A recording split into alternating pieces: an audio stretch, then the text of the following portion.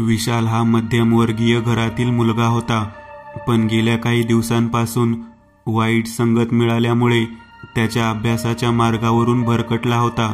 इंजिनिअरिंगच्या 3ऱ्या वर्षाला तो नापास झाला, त्यामुळे वर्षभर कॉलेजला जायचा प्रश्नच नव्हता. अशात मग त्याचे वाईट कृत्यांचे प्रमाण वाढतच गेले. त्याच्या अशा वागण्याने त्याचे आई बाबा वैतागले होते.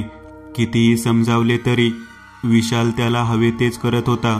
अशातच एकदा बिअर बारमध्ये नशेत असताना त्याची काही लोकांसोबत भांडण झाले. त्यावेळी नशेत तो काय बोलत होता, काय करत होता याची त्याला कल्पनाच नव्हती. अशातच त्याने त्यातल्या एका मुलाच्या डोक्यात काचेची बाटली फोडली. त्या मुलाला गंभीर दुखापत झाली. विशाल घाबरून पळून गेला. त्या रात्री तो घरी गेलाच नाही. पण ज्या मुलाच्या डोक्यात त्याने बाटली फोडली त्याला त्या बारच्या मालकाने दवाखान्यात दाखल केले. पण तो मुलगा साध्या घरातला नव्हता. त्याच्या घरचे आणि आजूबाजूचे लोक अशाच वाईट गोष्टींमध्ये मुरलेले होते. त्यामुळे ते लोक त्याच रात्री विशालचा शोध घेत होते, कारण त्यांना सूड घ्यायचा होता. ते लोक विशालच्या घरी देखील आले, पण विशाल घरात नव्हताच. पण ते त्याच्या आईबाबांना धमकावून गेले. दुसऱ्या दिवशी दुपारी विशाल गुपचूप घरी आला. त्याला पाहून आई म्हणाली, "अरे, हे काय करून ठेवलं तू? ते लोक तुझ्या बाबांना धमकावून गेले आहेत. जसा तू घरी येशील तुला त्यांच्याकडे घेऊन यायचं." विशाल घाबरत म्हणाला, "अगं आई, मला मारतील ते लोक, वाचव ना मला." "अगं, मी काही मुद्दाम नाही केले, पण काय झाले, कसे झाले मला काहीच समजले नाही." आई म्हणाली, "बरं ऐक, आताच्या आता बॅग भर आणि मामाकडे निघ. इथून काही दिवस लांब राहा, मग बघू काय ते." विशालने बॅग भरली आणि तो मामाकडे निघाला. त्याच्या मामाचे गाव लांब होते, शिवाय ते डोंगरात असल्याने जायला बराच वेळ लागणार होता. विशाल निघाल्यावर त्याच्या आईने त्याच्या मोठ्या मामांना म्हणजेच सुधीर यांना फोन केला आणि विशाल येत असल्याची कल्पना दिली. यावर सुधीर म्हणाले, "अगं ताई, तू विशालला पाठवले खरे, पण या आठवड्यात काय आहे लक्षात आहे ना?" "अरे देवा, मी विसरलेच ते."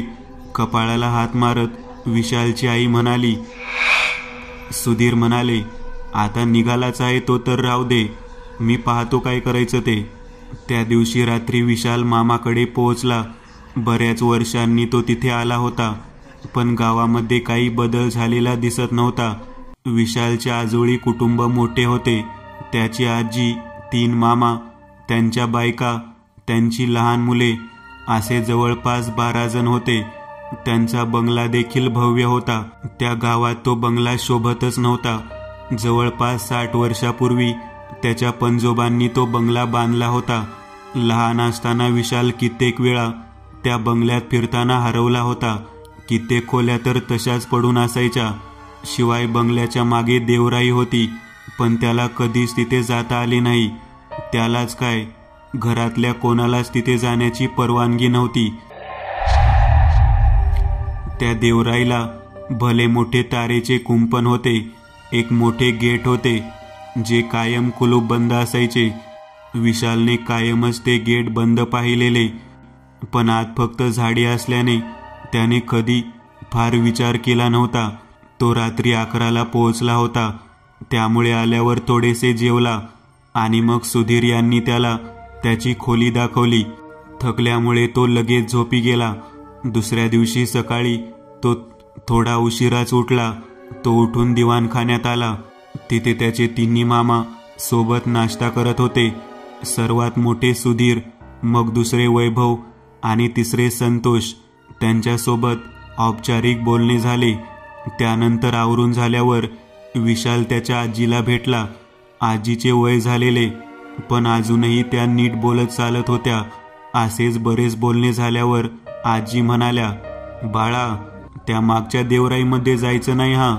विशाल म्हणाला, "माहीत आहे आजी, पण लहानपणापासून हेच सांगितलं जात आहे. तिथे आहे काय नक्की?"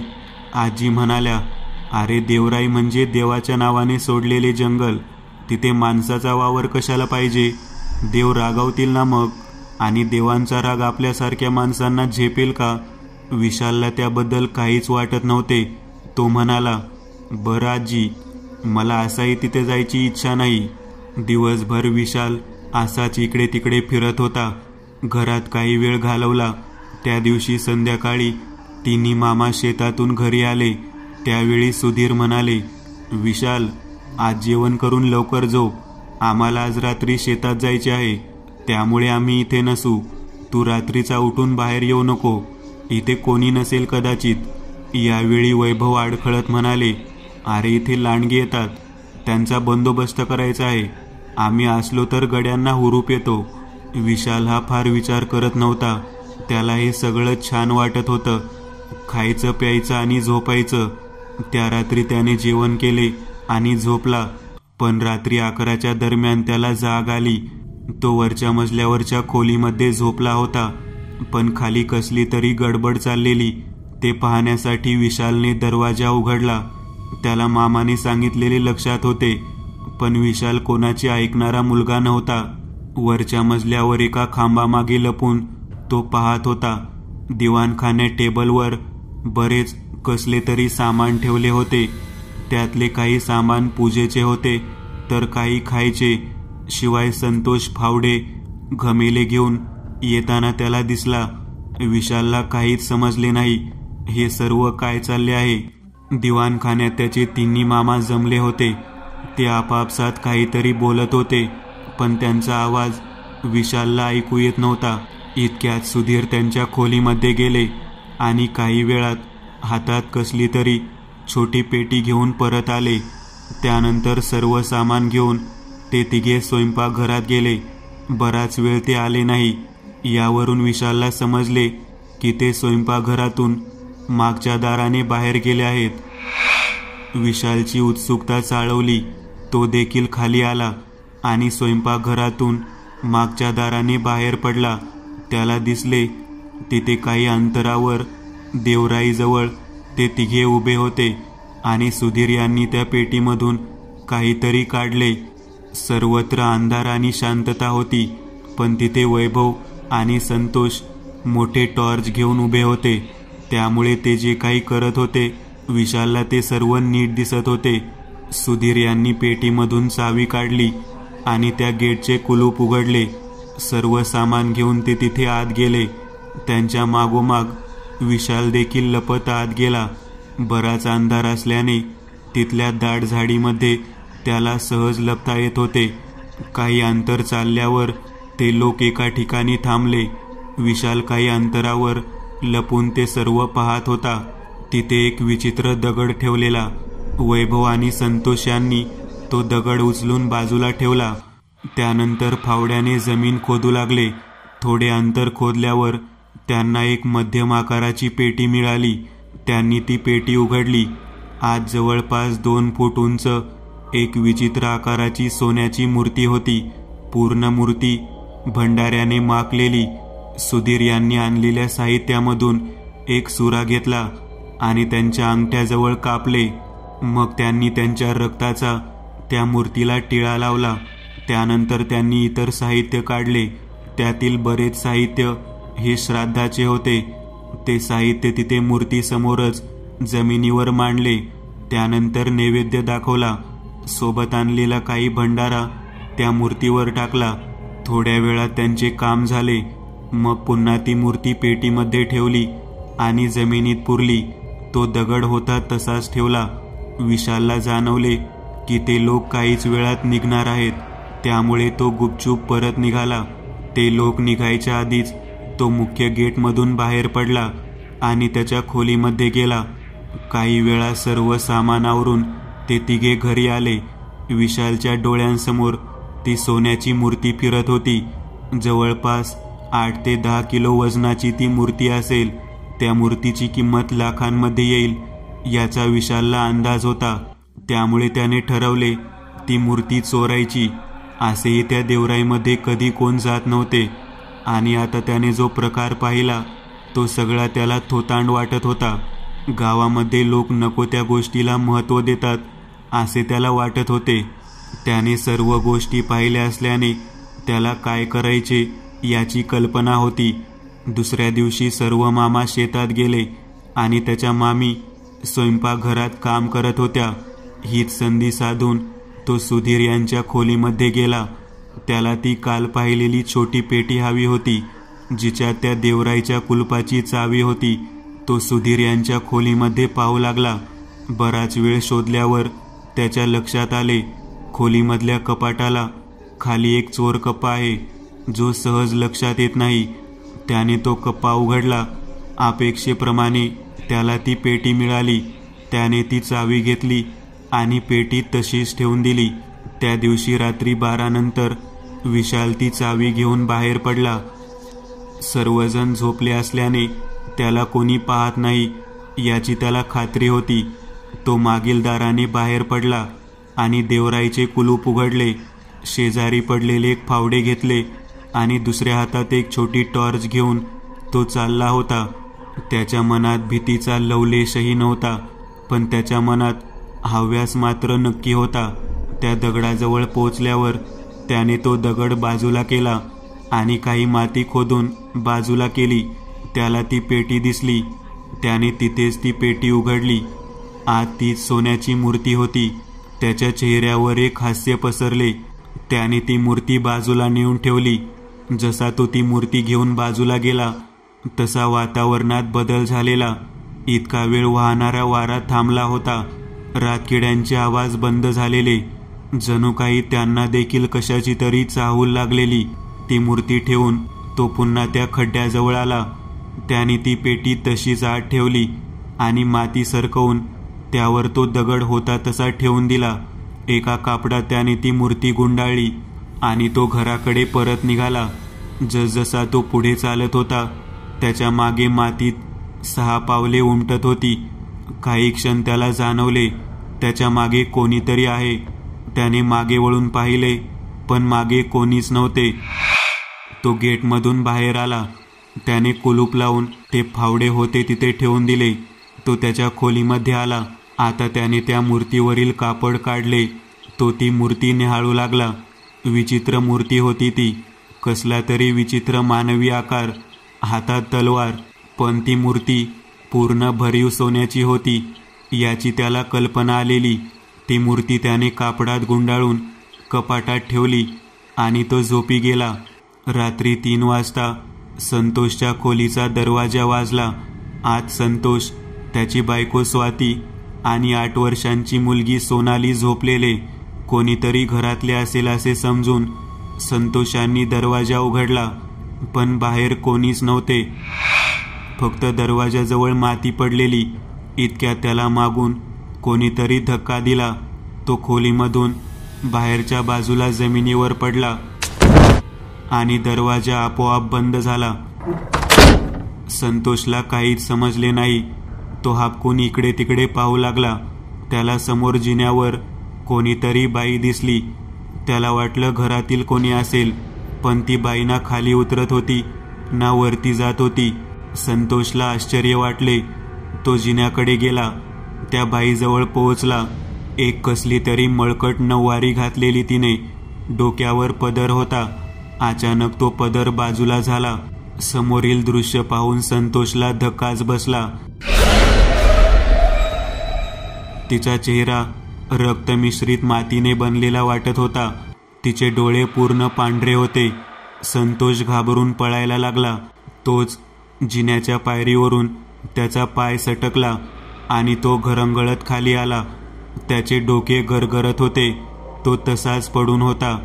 त्याला जाणवले की त्याच्या आजूबाजूला कोणीतरी उभे आहे. कोणीतरी त्याच्या डोक्याजवळ उभे होते, कोणीतरी पायाजवळ आणि कोणीतरी उजव्या बाजूला. त्याच्या डोळ्यासमोर अंधारी आल्याने त्याला नीट दिसत नव्हते. हळूहळू त्याला स्पष्ट दिसले. त्याच्या डोक्याजवळ कोणीतरी पुरुष उभा होता. पायाजवळ एक बाई आणि बाजूला एक जवळपास 12 वर्षाचा मुलगा, पण त्या कोणाच्याही मानेवर मस्तक नव्हते. हे पाहून तर संतोष खूप घाबरला होता. संतोषला उठता देखील येत नव्हते. तरी पण तो कसाबसा उठला आणि पळू लागला. पळत तो वरच्या मजल्यावर आला. त्याचे हृदय प्रचंड वेगाने धडधडत होते. वरच्या मजल्यावर बाहेरून कडी असलेल्या एका खोलीसमोर तो आला. तो कडी उघडून आत गेला. आणि आतून दार बंद केले. तो घाबरून तिथल्या पलंगावर जाऊन बसला. तोच त्या खोलीचा पंखा आपोआप फिरायला लागला.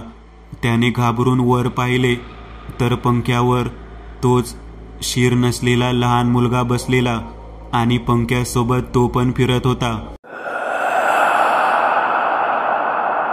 संतोषची भीतीने गाळण उडाली होती. तो बाहेर जाऊ लागला. त्याने दरवाजा उघडला तर दरवाजात तीच बाई उभी होती, पण यावेळी तिच्या मानेवर मस्तक नव्हते. संतोष तिथून देखील पळाला. तो ओरडायचा प्रयत्न करत होता, पण त्याचा आवाज निघत नव्हता. ती बाई त्याच्या मागोमाग येत होती. जिन्याजवळ येताच तिने त्याला मागून धक्का दिला. संतोष खाली कोसळला. जिन्यावरून गडगडत खाली आला. त्याला खूप मार लागलेला. उठता तर येतच नव्हते. इतक्यात ती बाई आणि तो मुलगा जिन्यावरून खाली येताना त्याला दिसले. ती बाई त्याच्या जवळ आली. तिने त्याचे केस पकडले आणि त्याला फरफटत घेऊन जाऊ लागली. ती बाई तशीच देवराईजवळ आली. देवराईचा दरवाजा आपोआप उघडला. तिने संतोषला त्याच दगडाजवळ नेऊन टाकले. संतोष घाबरून इकडे तिकडे पाहू लागला. त्याची नजर उजव्या बाजूला गेली. तिथून एक माणूस येत होता.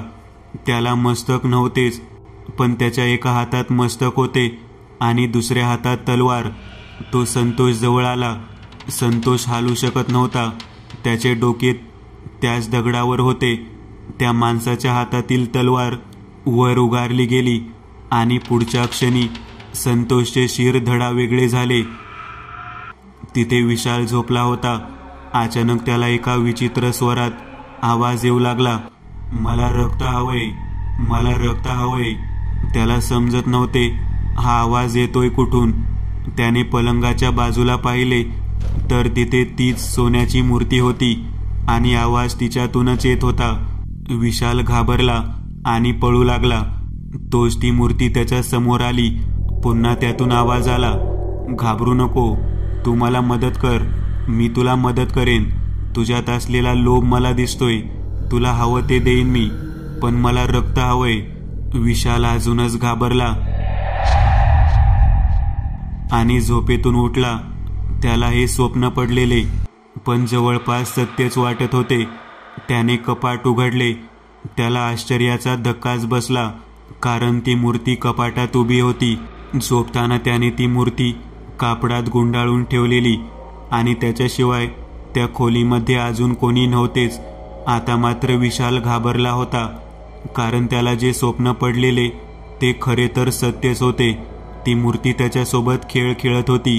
विशाल पलंगावर झोपला, पण काही वेळात पुन्हा तोच आवाज येऊ लागला, मला रक्त हवंय. विशाल वेड्यासारखा कानावर हात ठेवून बसला होता. त्याला तो आवाज नकोसा वाटत होता. त्याला वाटत होते त्या आवाजाने त्याला वेड लागेल.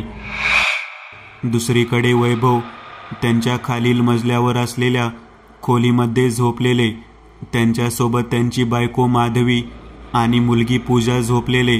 वैभव यांना कोणीतरी आवाज दिला. त्या आवाजाने त्यांना जाग आली. तो आवाज माधवीचा होता. त्यांनी घाबरून शेजारी पाहिले तर शेजारी माधवी नव्हतीच, दार उघडेच होते. वैभव बाहेर आले. इतक्या स्वयंपाकघरातील दिवे चालू बंद झाले. ते पाहून ते स्वयंपाकघराकडे निघाले. आत आल्यावर त्यांना ओट्याजवळ उभी असलेली माधवी दिसली. ती ओट्यावर काहीतरी करत होती. वैभव यांनी विचारले, काय करते तू इतक्या रात्री? माधवी काहीच बोलली नाही. वैभव तिच्या जवळ गेले. तिच्या खांद्यावर हात ठेवला. इतक्यात तिने रागाने मागे वळून पाहिले. तिचे डोळे पूर्ण लाल झालेले. वैभव घाबरून मागेच हटले. माधवी तशीच एकटक वैभव यांच्याकडे पाहत होती.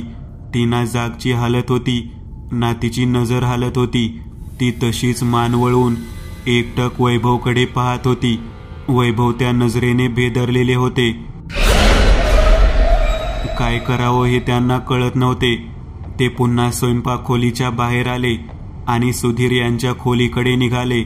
इतक्यात त्यांना स्वयंपाकघरातून पुन्हा माधवीची किंकाळी ऐकू आली. त्यांची अवस्था इतकी विचित्र झालेली भय आणि काळजी अशा दोन्ही मनस्थितीमध्ये ते होते. पुन्हा स्वयंपाकघरात जायची त्यांची हिंमत होत नव्हती. तरी देखील ते सुधीर यांच्या खोलीकडे निघाले. ते दाराजवळ पोहोचले तोच त्यांच्या समोर एका स्त्रीचे तुटलेले मुंडके आले. वैभव घाबरून मागे सरकले. तिच्या चेहऱ्यावर पूर्ण केस होते. वैभव मागे सरकत होते. अचानक जिन्याच्या कठड्याचा धक्का लागून ते खाली पडले. ते आजूबाजूला पाहत होते पण त्यांना तो चेहरा दिसत नव्हता. ते उठून उभे राहिले.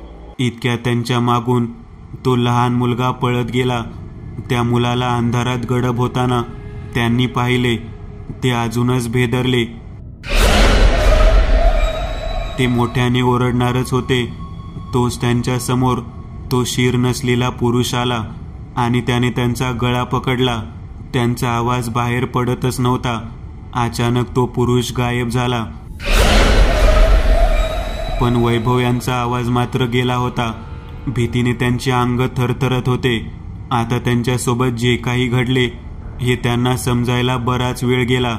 इतक्यात त्यांचे लक्ष स्वयंपाकघराकडे गेले. तिथे माधवी मागील दार उघडून बाहेर जात होती. इतक्या रात्री माधवीला बाहेर जाताना पाहून वैभव देखील तिच्या मागे निघाले. ते स्वयंपाकघरात आले. इतक्यात मागील दार आपोआप बंद झाले. शिवाय ज्या दाराने ते आत आले ते दार देखील बंद झाले. वैभव यांचे शरीर घामाने भिजलेले. इतक्यात त्यांना फ्रीजमधून रडण्याचा आवाज येऊ लागला. एक आवाज स्त्रीचा होता तर दुसरा आवाज लहान मुलाचा. रात्रीच्या त्या नीरव शांततेत ते रडणे प्रचंड भयावह वाटत होते. वैभव स्वयंपाकघरात अडकले होते. ते घाबरून एका कोपऱ्यात बसलेले. हळूहळू तो रडण्याचा विवळण्याचा आवाज वाढतच गेला. ते कानावर हात ठेवून ओरडायचा प्रयत्न करत होते पण त्याचा आवाज निघत नव्हता. शेवटी वैतागून त्यांनी फ्रीजचा दरवाजा उघडला. इतक्यात स्वयंपाकघरातील दिवे गेले आणि फक्त फ्रीजमधली लाईट चालू राहिली. वैभव यांनी आत पाहिलं. फ्रीजमध्ये त्या स्त्रीचे आणि त्या लहान मुलाचे मुंडके ठेवलेले आणि वैभवला पाहून अचानक त्या दोघांनी डोळे उघडले. समोरील ते भयानक दृश्य पाहून वैभव जवळपास मागे कोसळले. त्यांचे रडणे थांबून आता त्यांच्या चेहऱ्यावर हास्य आलेले. वैभव घाबरून डोळे मिटून घेऊ लागले. इतक्यात येणारे ते आवाज बंद झाले. वैभव यांनी डोळे उघडून पाहिले. स्वयंपाकघरातील दिवे चालू होते.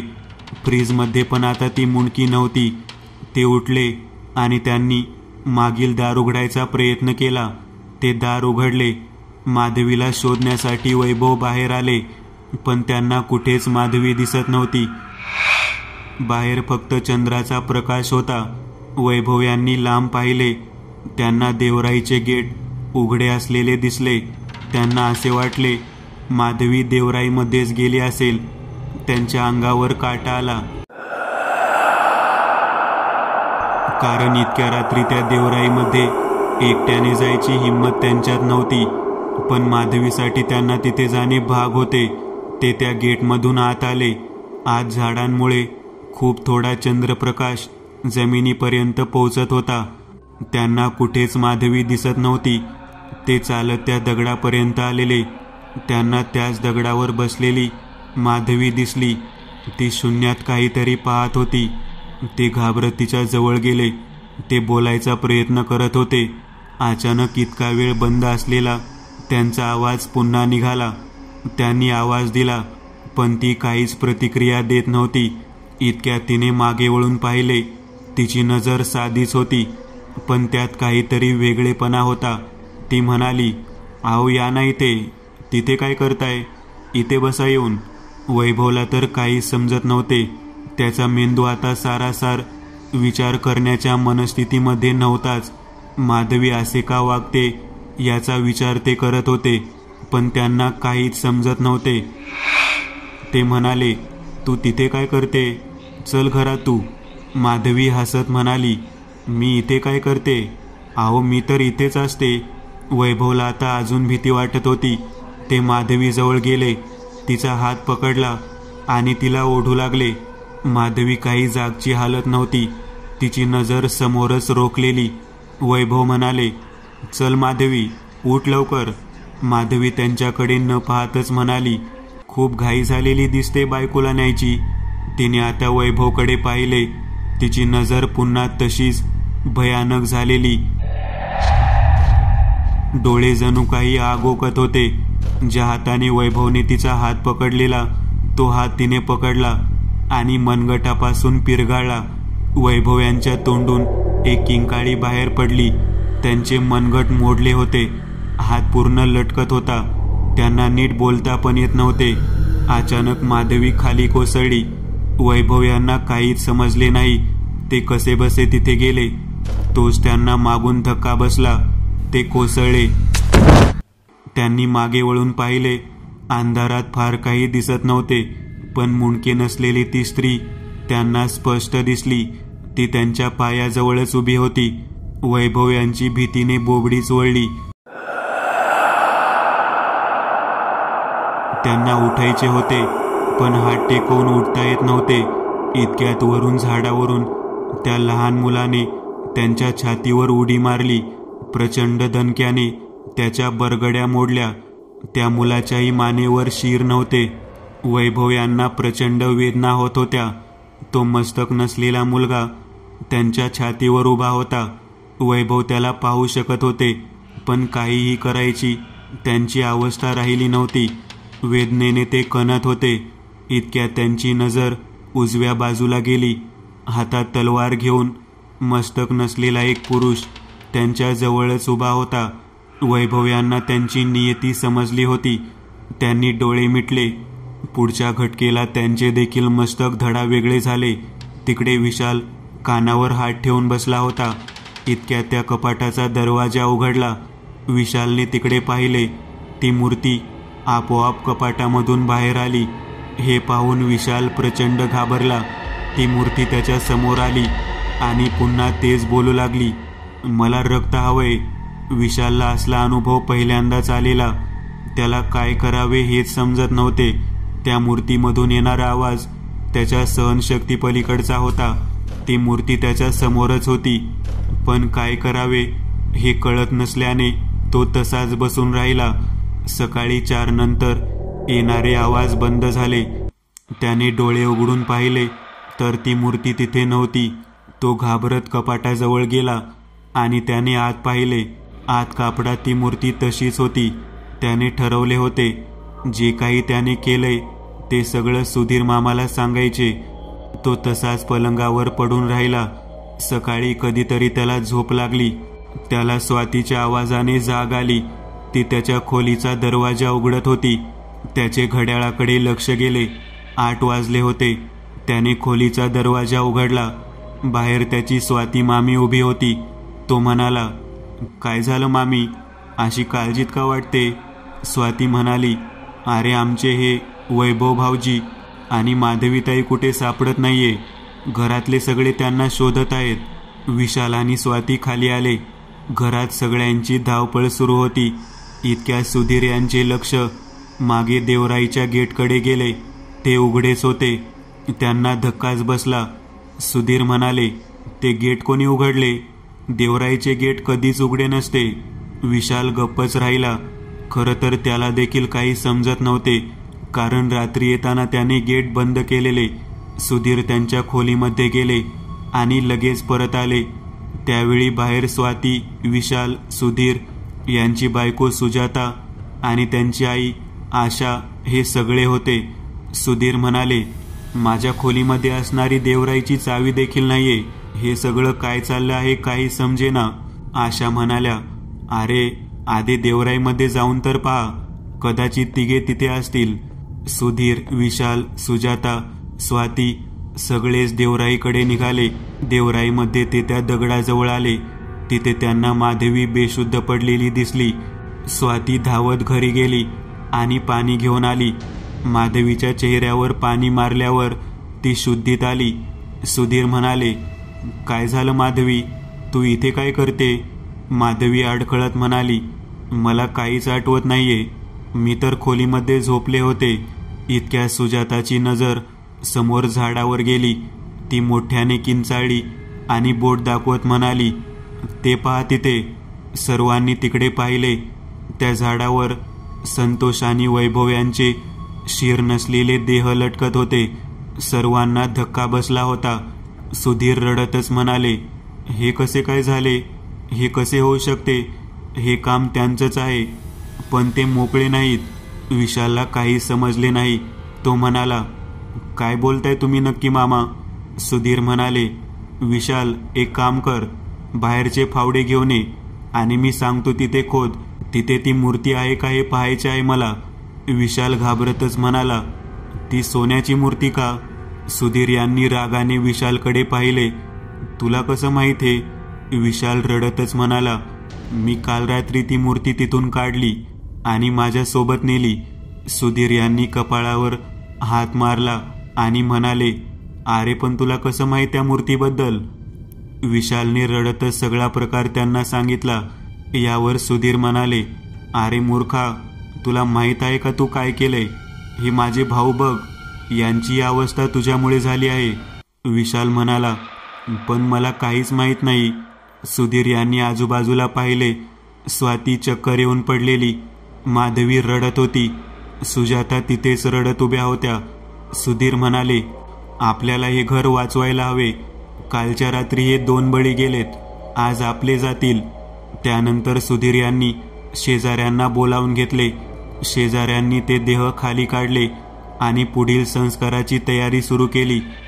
सुधीर प्रचंड धक्क्यात असून पण सारासार विचार करत होते. त्या कुटुंबाची जबाबदारी त्यांच्यावर होती. त्यांनी पुण्याला फोन केला. एकदंत यांनी फोन उचलला. सुधीर म्हणाले, महादेव आहेत का? अत्यंत महत्त्वाचे काम आहे. एकदंत यांनी महादेव यांना फोन दिला. सुधीर महादेव यांना म्हणाले, मला ओळखले का गुरुजी? मी सुधीर. माझ्या बाबांनी आपली एकदा भेट घालून दिलेली. महादेव म्हणाले, हो आहे लक्षात माझ्या. तुमच्या देवराईमध्ये माझ्या वडिलांनी जी पूजा केलेली त्याच संदर्भात ना? सुधीर म्हणाले, होय गुरुजी. आणि त्याचवेळी माझ्या बाबांनी सांगितले होते, जर का भविष्यात काही वाईट प्रसंग ओढवला तर महादेव नक्की मदत करतील. महादेव म्हणाले, काय झालं सुधीर? नीट सांग. सुधीर रडतच बोलत होते, गुरुजी, ते आत्मे मुक्त झाले आहेत आणि त्यांनी माझ्या भावांचे बळी घेतले. मला तुमची मदत हवी आहे. महादेव म्हणाले, मी आणि एकदंत थोड्या वेळात निघतोय तुझ्या घरी यायला. आम्ही संध्याकाळनंतर पोहोचू. इकडे सर्व विधी पार पडले. संध्याकाळी 7 वाजता सुधीर यांच्या बंगल्यासमोर एक गाडी थांबली. त्याच्या पुढील दरवाजामधून एकदंत उतरले, त्यांच्या नेहमीच्या पोशाखात, आणि दुसऱ्या बाजूने केशव उतरला. एकदंत यांनी मागचा दरवाजा उघडला. जवळपास 70च्या आसपास वय असणारे महादेव खाली उतरले. सगळे घरात आले. घरातील बाकी लोक आणि हे तिघे यांच्यात चर्चा सुरू होती. महादेव म्हणाले, हा नक्की काय प्रकार आहे तो थोडक्यात सांगाल का सुधीर? कारण या घटनेला बरीच वर्ष झाली आहेत, त्यामुळे काही गोष्टी मी देखील विसरलो आहे. सुधीर यांनी भूतकाळात घडलेली ती हकीकत सांगायला सुरुवात केली. साधारणतः 65 वर्षांपूर्वी सुधीर यांचे पणजोबा दिनकर यांनी ती देवराई आणि थोडी जागा विकत घेतली. पण दिनकर यांना काळ्या जादूचा नाद होता. त्यांना गुप्तधनाची लालसा होती आणि त्या देवराईमध्येच गुप्तधन आहे हे त्यांना त्यांच्या अभ्यासावरून समजले होते. पण त्यांना ते धन मिळवण्यासाठी सैतानाला प्रसन्न करणे गरजेचे होते. अनेक दिवस त्यांचे त्याच देवराईमध्ये बसून प्रयत्न चालू होते. खरं तर देवराई म्हणजे देवाची जागा. तिथे माणसे पाऊल ठेवत नाहीत. याचाच फायदा घेऊन दिनकर यांनी हे उद्योग चालवले होते. तिथे देवराईमध्ये कधीच कोणी येत नव्हते. एक दिवस दिनकर यांच्या स्वप्नात सैतान आला आणि त्याने सांगितले, देवराईच्या एका भागात सोन्याची मूर्ती आहे, ती काढ आणि त्यात माझी स्थापना कर. तुला हवं ते देईन मी, पण मला रक्त हवंय. दिनकर यांनी त्या भागात खोदले. तिथे त्यांना ती मूर्ती मिळाली. स्वतःचे रक्त वापरून दिनकर यांनी सैतानाला त्या मूर्तीत स्थापना केली आणि त्यानंतर सैतान त्यांची मदत करू लागला. गुप्तधन मिळवून देण्यासाठी सैतानाने एक अट घातली. सैतान त्यांना म्हणाला, मला एका अशा कुटुंबांचा बळी हवा आहे की त्यांचा बळी दिल्यावर ते कुटुंब निर्वंश होईल. धनाच्या लालसेत बुडालेल्या दिनकर यांनी सैतानाची ती मागणी मान्य केली. त्यांनी एक असे कुटुंब शोधले ज्यात आई, वडील आणि लहान मुलगा हेच असतील, आणि अशा एका कुटुंबाला त्यांनी ह्या ना त्या कारणाने देवराईमध्ये बोलावले आणि मग त्यांचे बळी दिले. बळी देताना त्यांची त्याच दगडावर त्या तिघांना झोपवून तलवारीने त्यांचे शिर छाटले आणि त्यांच्या रक्ताने त्या मूर्तीला अभिषेक घातला आणि त्या तिघांचे देह आणि ती तलवार तिथेच गाडले. सैतान प्रसन्न झाला. त्याने दिनकरला गुप्तधन मिळवून दिले. दिनकर यांना पैसा मिळाला, पण त्या कुटुंबाचा श्राप देखील मिळाला. त्या कुटुंबाने मरताना श्राप दिला. दिनकरचे कुटुंब देखील ते निर्वंश करतील. सैतान देखील आता दिनकरकडे अजून रक्त मागू लागला. दिनकर यांना त्यांच्या चुकीची जाणीव झाली. यातून बाहेर पडायचा ते उपाय शोधत होते. त्यावेळी त्यांची भेट कोंडीबा यांच्याशी झाली. कोंडीबा म्हणजे महादेव यांचे वडील. कोंडीबा यांनी त्यावेळी एक उपाय केला. त्या कुटुंबांचे आत्मे सैतानाला घाबरत होते, त्यामुळे त्यांनी जिथे त्या कुटुंबाला गाडले आहे तिथे वरच त्या सोन्याच्या मूर्तीला एका पेटीमध्ये ठेवले आणि पुरले. पण त्यांनी त्या पेटीमध्ये जेजुरीच्या खंडोबाचा भंडारा भरला. त्यामुळे त्याच पेटीमध्ये त्या सैतानाची ताकद कैद झाली आणि त्या सैतानामुळे कुटुंबाचे आत्मे बाहेर येऊ शकले नाहीत. पण त्यानंतर कोंडीबा म्हणाले, तुम्हाला दरवर्षी त्या कुटुंबाचे श्राद्ध घालावे लागेल आणि त्या पेटीमध्ये थोडा थोडा खंडोबाचा भंडारा टाकावा लागेल आणि त्या मूर्तीला तुमच्या थोड्याशा रक्ताचा नैवेद्य द्यायचा. हाच एक उपाय आहे यावर, आणि हे कायम चालू राहिले पाहिजे. महत्त्वाची गोष्ट म्हणजे ती मूर्ती कधीही तिथून हलली नाही पाहिजे, नाहीतर ते आत्मे तुम्हाला सोडणार नाही. दिनकर यांनी त्यांचे म्हणणे ऐकून तसेच केले आणि त्यानंतर त्यांच्या घरात ती प्रथा सुरू झाली. आता इतके बोलून सुधीर थांबले. एकदंत म्हणाले, म्हणजे विशालने ती मूर्ती हटवली म्हणून ते आत्मे मुक्त झाले आणि त्यांनी त्यांचा बदला घेतला. त्यांचा मृत्यू ज्या प्रकारे झाला ते त्याच प्रकारे सूड उगवत होते. पण महत्त्वाची गोष्ट ही आहे की सुधीर आणि त्यांचा मुलगा विवेक अजून जिवंत कसे? महादेव म्हणाले, मला देखील हाच प्रश्न आहे. पण बोलता बोलता महादेव थांबले आणि सुधीरला म्हणाले, तुझ्या हातात ते चांदीचे कडे कसले आहे? सुधीर म्हणाले, हे कडे पंजोबांना जेजुरीला एका साधूकडून मिळाले होते.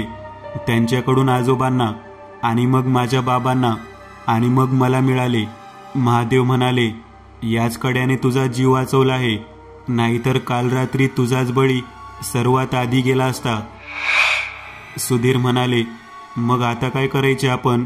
महादेव म्हणाले, ते आत्मे इतके भडकलेले आहेत, शिवाय आता त्यांचे सांगाडे मातीत मिसळले असतील, त्यामुळे त्यांना मुक्त करणे शक्य नाही. पण त्यांना कैद करता येईल. केशव, आपले सामान काढ गाडीमधून आणि 3 कमंडलू पण. केशव सर्व सामान घेऊन आला आणि मग एकदंत यांनी त्याच देवराईमध्ये पूजा मांडली. रात्रीच्या 9 वाजता पूजेला प्रारंभ झाला. तिथे त्यावेळी सुधीर, केशव, विशाल, महादेव आणि एकदंत इतकेच लोक होते. एकदंत यांनी सर्वांभोवती करेच्या पाण्याने रिंगण घातले आणि मग त्यांनी पुढील काम सुरू केले. एकदंत पिशाचे वेद घेऊन बसलेले. पिशाचे वेदात प्रत्येक शक्तीला रोखायचे उपाय होते आणि एकदंत यांना पिशाचे वेद कसा वाचायचा हे समजले होते. एकदंत यांनी त्या दगडाभोवती एक पाण्याने रिंगण आखले. त्यात ते कमंडलू ठेवले. त्यांनी यज्ञकुंडात अग्नी पेटवला आणि काही विशिष्ट मंत्र वाचायला सुरुवात केली. काही वेळातच वारा व्हायचा थांबला. शिर नसलेल्या 3 आकृत्या एकदंत यांच्या समोर उभ्या होत्या. त्यांचे रूप पाहून काही क्षण एकदंत देखील घाबरले, पण पुन्हा त्यांनी मंत्र सुरू ठेवले. ते आत्मे करेच्या पाण्याचे रिंगण पार करू शकत नव्हते, पण इतक्या सहज हारणार पण नव्हते. त्या पुरुषाने समोरच्या झाडाकडे पाहिले. त्याची एक फांदी तुटून एकदंत यांच्या समोर पडली. हळूहळू सगळी झाडे जोरात हलू लागली. यज्ञ फडफडू लागला, पण एकदंत देखील हार मानत नव्हते. त्यांनी मंत्रघोष सुरूच ठेवला. बराच वेळ एकदंत आणि त्या आत्म्यांचा संघर्ष सुरू होता. अचानक त्या जमिनीमधून एक तलवार बाहेर निघाली. ती तलवार एकदंत यांच्या रोखाने अत्यंत वेगाने निघाली. ती तलवार एकदंत यांच्या हातात घुसणारच होती. तोच केशवने एक तांब्याचे ताट मध्ये धरले. तांब्याला धडकून ती तलवार खाली पडली. झाडे इतकी वेगाने हलत होती की त्यांच्या फांद्या उडून पडत होत्या. त्या देवराईला उग्र स्वरूप आलेले. एकदंत यांनी त्यांच्या बॅगमधून भंडारा काढला, जो त्यांनी जेजुरीवरून आणलेला. बराच वेळ तो भंडारा हातात धरून ते पिशाचे वेदातील मंत्र वाचत होते. त्यांनी तो भंडारा आता त्या तिघांच्या दिशेने उधळला. ते आत्मे थोडे लांब गेले. एकदंत उभे राहिले. त्यांनी हातात करेचे पाणी घेतले आणि ते पाणी त्या आत्म्यावर शिंपडले. हळूहळू त्यांच्या किंकाळ्या ऐकू येऊ लागल्या आणि एकदंत यांच्या नजरेसमोर त्या कमंडलूमध्ये असलेल्या करेच्या पाण्यात त्या तिन्ही आकृत्या सामावल्या. वारा आता संत झाला होता. एकदंत म्हणाले, केशव, तू त्या कमंडलूला झाकण लाव आणि ते आपल्या गाडीमध्ये ठेव. महादेव म्हणाले, विशाल, आता तू तिथे खोद आणि ती पेटी बाहेर काढ. आता त्या सैतानाला त्या पेटीमध्ये पुन्हा बंद करायची वेळ आली आहे. तो सैतान रक्त दिले तर इच्छा पूर्ण करत होता. त्या सैतानाला स्वतः काही करता येत नव्हते, म्हणून तू वाचला आहेस हे लक्षात ठेव. त्यानंतर विशालने ती पेटी काढली आणि महादेव यांनी ती सैतानाची मूर्ती त्याच भंडाऱ्यात ठेवली आणि केशवला म्हणाले, ही मूर्ती पण गाडीमध्ये ठेव. आपण या पेटीला आणि त्या कमंडलूला सुरक्षित जागी म्हणजेच आपल्या तळघरात ठेवू. सर्वांचा निरोप घेऊन निघताना महादेव म्हणाले, त्यावेळी हा पिशाच वेद माझ्या बाबांकडे नव्हता, त्यामुळे त्या आत्म्यांना कैद करणे त्यांना जमले नाही. पण आता तुमच्या कुटुंबाला काही धोका नाही. जे झाले ते मागे सोडून पुढे चला. त्या घरातील सर्वांनीच एकदंत यांचे आभार मानले. एकदंत आणि महादेव पुन्हा परतीच्या प्रवासाला निघाले. एकदंत यांनी परत एकदा एक विचित्र प्रकरण हाताळले होते आणि अजून कित्येक प्रकरणे त्यांच्या समोर येणार होती. मित्रांनो, आज पुरतं एवढंच. तुम्हाला जर काही गोष्ट आवडली असेल तर नक्की लाईक करा. तुमच्यापैकी बरेचसे जण व्हिडिओ लाईक न करताच पळून जातात. पण हा जर व्हिडिओ तुम्ही लाईक केला तर मला जरा बरं वाटेल आणि असेच भारी भारी व्हिडिओ बनवायची माझ्यात एनर्जी येईल. त्यामुळे नक्की लाईक करा. आणि अजूनही कोणी या चॅनलला सबस्क्राईब केलेलं नसाल तर लगेच सबस्क्राईब करून टाका. आणि बाजूची घंटी ती मात्र दाबायला विसरू नका. देवाची घंटी आहे ती. चला तर मग पुन्हा भेटूया अशीच एक आगळी वेगळी गोष्ट घेऊन पुढच्या